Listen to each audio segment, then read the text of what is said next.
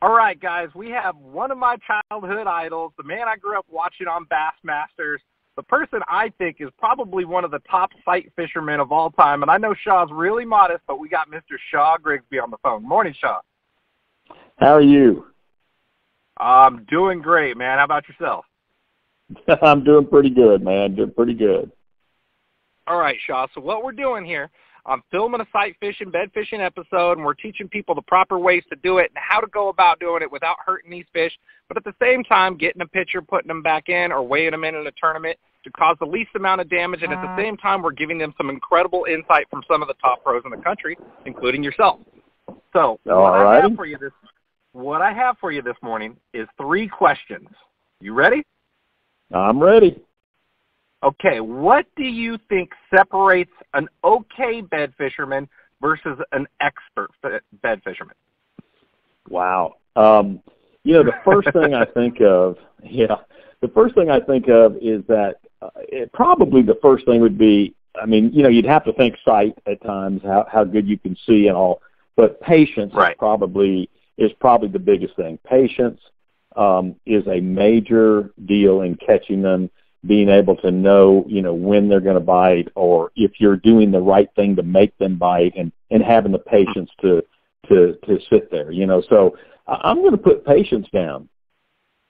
Yeah, you know what? I completely agree on that, because anytime I see someone texting me or I know I have to leave by a certain time, I'm not catching any fish because it messes with my patience. You're absolutely spot on. I couldn't agree anymore with you on that one. That's amazing.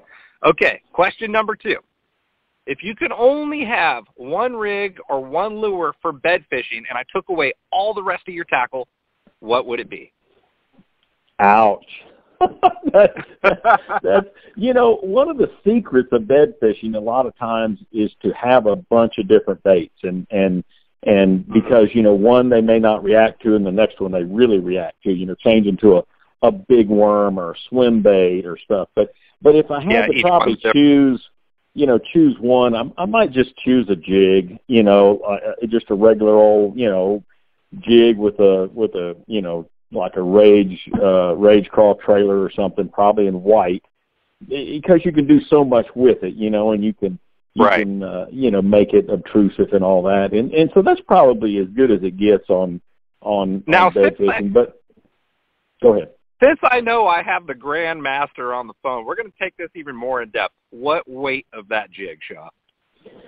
Wow, I would say 3/8 to a half. You want something that goes down and sinks pretty quick, and something that can really stir up the bottom, make it look like it's feeding and maybe disrupting the egg. So that's probably what I would use as a bigger jig, meaning like a 3/8 or a half ounce.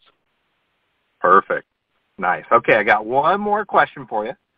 What's one secret about bed fishing you think the majority of weekend warriors are not aware of? That's the most difficult question I thought I could ask you. And it is, because, just like the one with the particular baits, you like to throw a bunch of them. Most anglers, when they see a bed and they see a bed fish, I think that probably the best thing I can tell them, or tip or secret, is to try not to get too close to them.